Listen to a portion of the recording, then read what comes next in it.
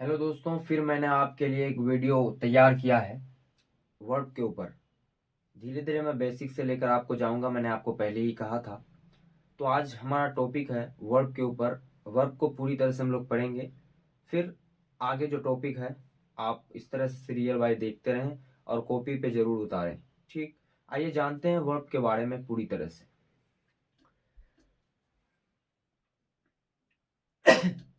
Verb जिसे हम लोग कहते हैं क्रिया, और क्रिया को ही हम लोग आम भाषा में अगर समझें तो उसे हम लोग कहते हैं काम। कोई भी काम जिसे हम लोग वर्ब कहते हैं, इंग्लिश में, हिंदी में कहते हैं क्रिया। ठीक, तो उसी के बारे में हम लोग पढ़ेंगे। यहाँ पे मैंने डिफिनेशन लिखा है ताकि वीडियो लंबी ना हो। The word that shows an action, state, position और इवेंट इज कॉल्ड वर्ब। वो शब्द जो दिखाता है एक्शन यानी क्रिया यानी काम को, स्टेट यानी अवस्था को, पोजीशन यानी अधिकार को, और इवेंट यानी जो भी इवेंट घटना घटती है उसको, उसे क्या कहते हैं? वर्ब कहते हैं। क्या करता है वो शब्द जो एक्शन यानी क्रिया यानी काम को दिखाता है, अवस्था को दिखाता है, अधिकार को दिखाता है और इवेंट यानी घटना को दिखाता है, उसे क्या कहते हैं? वर्ब। तो नॉर्मल भाषा में आप यूं समझ सकते हैं कि किसी भी काम को, चाहे वो प्राकृतिक हो चाहे वो मानव निर्मित काम हो, उसे क्या कहते हैं? वर्ब कहते हैं। चाहे वो कोई भी काम हो उसे क्या कहते हैं? वर्ब। अब इसी के बारे में हम लोग पढ़ेंगे कि आखिर वर्ब कितने प्रकार का होता है। चलिए आइए जानते हैं वर्ब को कितना प्रकार में बांटा गया है। आइए उनको भी जानते हैं, फिर डीपली धीरे धीरे पढ़ेंगे सारी चीजों को। जब तक के लिए आप लोग नोट डाउन कर सकते हैं इस परिभाषा को। आइए सीख। क्या आशा करता हूं कि आप जो है वर्ब को समझ चुके हैं कि वर्ब कहते किसे हैं, यानी क्रिया किसे कहते हैं। आइए अब इन्हीं के बारे में हम लोग चर्चा विस्तार से पढ़ते हैं कि आखिर वर्ब जो है, क्रिया जो है, कितने प्रकार में बांटा गया है। इसको दो प्रकार में बांटा गया है। नंबर एक मेन वर्ब, दूसरा हेल्पिंग वर्ब। इसी का दूसरा नाम है मेन वर्ब का दूसरा नाम फुल वर्ब बोले आप या फिर प्रिंसिपल वर्ब बोले। ठीक, मेन वर्ब बोले या फिर फुल वर्ब बोले या फिर प्रिंसिपल वर्ब बोले। दूसरे तरफ है हमारा हेल्पिंग वर्ब, यानी उसी का दूसरा नाम सपोर्टिंग वर्ब, तीसरा नाम एक्सिलरी वर्ब। ठीक है, तो यहां तक आप आई होप कि समझ चुके हैं। और पहले हम लोग मेन वर्ब को कवर करेंगे, फिर हेल्पिंग वर्ब में जाएंगे। ठीक, मेन वर्ब को आइए समझते हैं कि कैसे आप पहचानेंगे कि मेन वर्ब है या फिर हेल्पिंग वर्ब है। आइए जानते हैं। इसी का मेन वर्ब का हिंदी है मुख्य क्रिया, यानी मुख्य काम।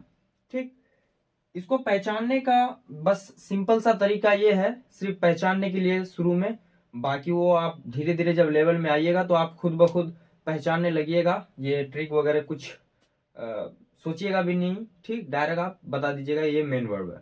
ठीक, तो जिस क्रिया, क्रिया मतलब वही काम, जिस क्रिया यानी काम, जिस काम के अंत में ना आए, यानी लास्ट में क्या आएगा? ना आएगा।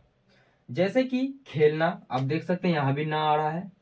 जैसे कि रोना ना, पीना यहीं पे भी ना, लड़ना यहाँ पे भी ना। इस तरह से हजारों लाखों, मतलब अनगिनत है।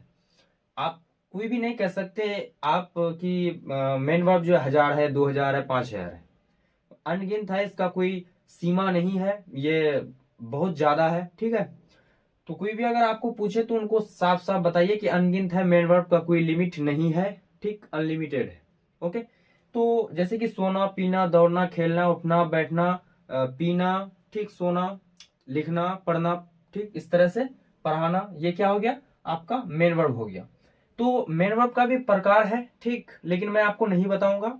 चलिए आइए जानते हैं कि मेन वर्ब यानी इसको कितने रूप में बांटा गया है, इसका कितना फॉर्म है। ठीक, आइए जानते हैं। पहले मेन वर्ब के बारे में पूरी तरह से पढ़ लेंगे, फिर हम आपको बताएंगे हेल्पिंग वर्ब यानी सपोर्टिंग वर्ब के बारे में। तो आइए जानते हैं मेन वर्ब को कितने रूपों में रखा गया है। तो आई होप कि मेन वर्ब के बारे में आपने समझ लिया है, लेकिन मेन वर्ब का रूप यानी फॉर्म्स कितना होता है उनको भी जानते हैं। मेन वर्ब का 5 रूप होता है। ठीक, जैसे कि मैंने आपको लिख दिया यहाँ पे, V1 यानी वर्ब 1, V2 यानी वर्ब 2, V3 यानी वर्ब 3, V4 यानी वर्ब 4 एंड V5 यानी वर्ब 5। ठीक, इस तरह से। लेकिन आपको ये V1 भी याद करना पड़ेगा, साथ में V2 भी और V3 भी। मैंने आपको अगर आप V1 V2 V3 ये सब का पूरा चाहिए, कम जितनों चाहिए 1000 1200 1300, तो मेरे पास है, आपको मैं डॉक्यूमेंट भेजूंगा, ठीक। लेकिन आपको ये V1 V2 V3 याद करना पड़ेगा। इसके लिए आपको कुछ है जो अलग अलग हैं, उसी को याद करना पड़ेगा।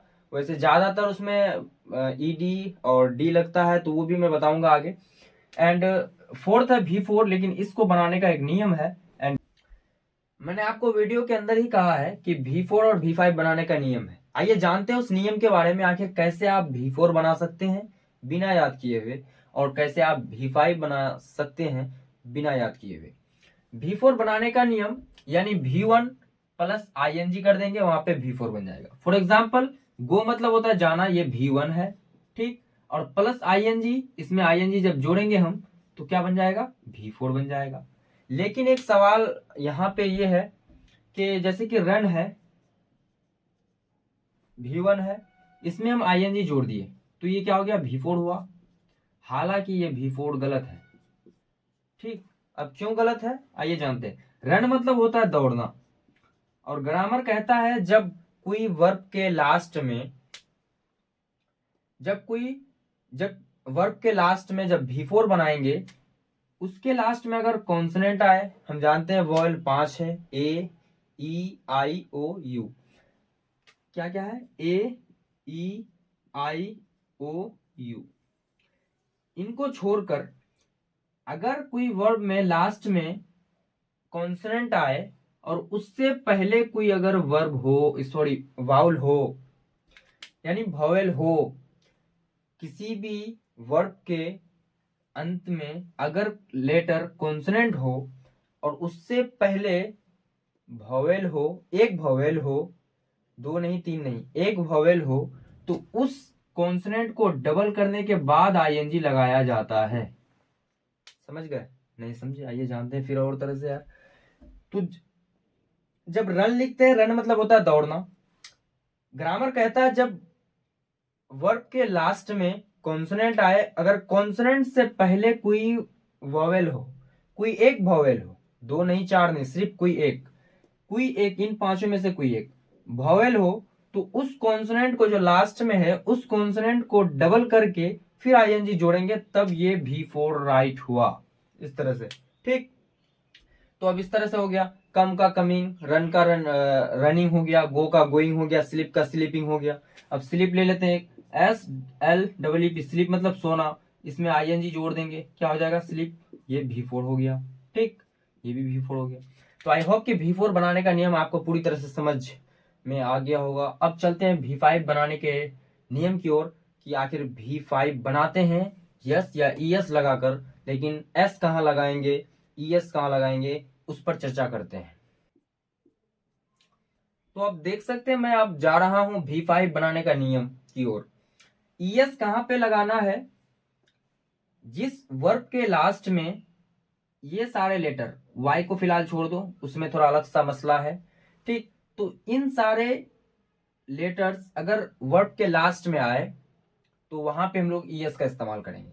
जैसे कि एग्जांपल में W, उदाहरण के लिए लेते हैं TEACH, टीच मतलब पढ़ाना, टीच मतलब पढ़ाना। आप देख सकते हैं CH आ रहा है, तो इसमें ES लगेगा। SH है, एग्जाम्पल ले लेते हैं वाश, वाश मतलब धोना, SH है, इसमें भी V5 बनाएंगे तो ES लग जाएगा। X है, MIX मिक्स, यहाँ पे X है, यहाँ पे ES हो जाएगा V5 जब बनाएंगे तब, ठीक। और O है, तो ले लेते हैं गो मीन्स जाना, ठीक। तो यहाँ पे O है, तो इसमें भी इसमें ES लगा देंगे जब V5 बनाएंगे तब। S, ठीक, S है, जैसे कि उदाहरण के लिए ले लेते हैं क्रॉस, CROSS, क्रॉस मतलब पार करना, तो लास्ट में S आ रहा है, तो यहाँ पे भी ES लगा देंगे, ठीक। और लास्ट में हमारा बचा जेड का उदाहरण ले लेते हैं, जैसे कि बज, BUZZ, बज मतलब होता है भिनभिनाना, ठीक। जैसे मक्खी वगैरह भिनभिनाता है ना, वैसा ही, वही उसी को कहते हैं बज, ठीक। तो जेड लास्ट में आ रहा है, तो यहाँ पे भी ES लगा देना है जब V5 बनाएंगे तब, ठीक। अब Y में क्या मसला है, तो Y में कभी एस भी लग जाता है, V5 बनाने के दौरान कभी एस भी लग जाता है और कभी ES भी। तो आइए उस पर भी थोड़ा चर्चा करते हैं, आखिर कब एस लगाना है कब ES लगाना है। तो जब Y के पहले वोवेल हो, वोवेल यानी AEIOU, इनमें से कोई भी एक हो, पहले वोवेल हो तो एस लगेगा। क्या लगेगा? एस लगेगा। और जब Y के पहले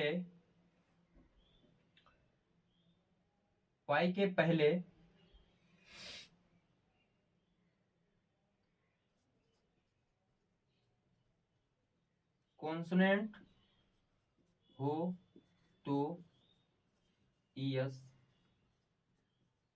लगेगा।